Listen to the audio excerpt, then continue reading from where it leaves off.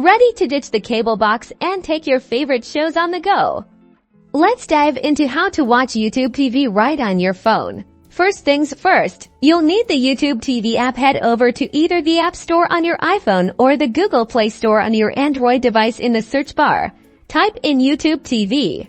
Once you've found the official YouTube TV app, look for the Install or Get button and tap on it to begin the download process. Make sure it's the official YouTube TV app to avoid any fakes. Once the app is downloaded, you'll find the YouTube TV icon on your home screen or app drawer. Tap on it to open the app.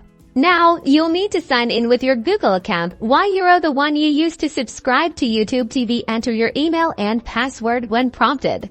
Great, you're in. At the bottom, you'll see tabs like Live, where you can watch what's currently airing. Library is where you will find your recorded shows, and Home will curate content just for you. Tap on any show to start streaming instantly. You've got controls to pause, rewind, fast forward, and even adjust the video quality.